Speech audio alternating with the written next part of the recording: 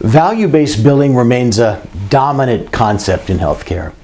Mostly, though, it's a lie because value is determined by the customer, not by some bean counter at CMS.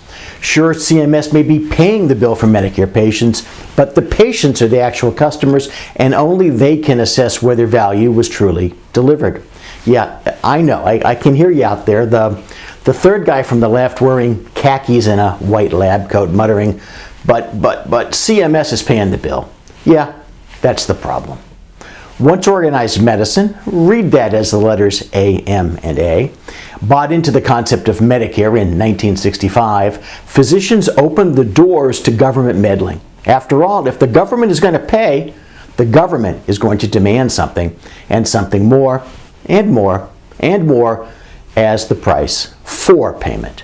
To quote President Reagan, the 9 most terrifying words in the English language are, "I'm from the government, and I'm here to help." When you hear the words value-based in connection with healthcare, just view them as a flare in the night warning you that within the next moment or so, you'll hear something that sounds socially useful, but which has nothing or very little to do with anything other than figuring out how to pay you less or control you more.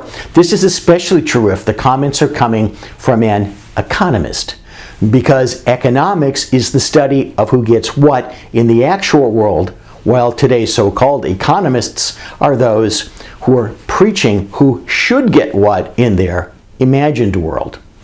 Unfortunately, these folks are often paired with those who have guns, that is, the government, who can enforce their nonsensical theories. If you don't believe that value is determined by the patient, here's an interesting story from Florida. An expectant mother, her name was Paula Demore, was in labor and she was on her way to Boca Raton Regional Hospital with her husband. They were just a wee bit late as the baby popped out in the Demore's car in the hospital parking lot with help from Mr. Demore, followed by some assistance from a few nurses who came on out to the car. The value issue. Well, the hospital decided to bill Miss Demore the full charge of the use of its delivery room, over $7,000, even though neither Ms. Demore or her baby were ever in the delivery room. Attention hospital CEOs, neither car nor parking lot equals delivery room. A local newspaper reported that the hospital's vice president for marketing said that the hospital felt that the delivery room charge was a suitable bill. Perhaps the paper got the guy's title wrong because it seems more like vice president of sales prevention than of marketing.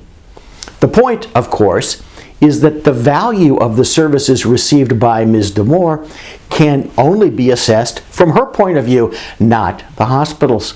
It's even more ridiculous to assume that someone over 1,000 miles away, as in Washington, D.C., can determine value. Yes, the payer can dictate the amount that they will pay, but at least let's be honest about this and acknowledge that that amount has nothing to do with value. Of course, saying, screw you, this is what we're going to pay you, and this is the data you have to give us before we'll give you even that, isn't politically correct, and these folks are, if anything, politically correct. Where's the value in that?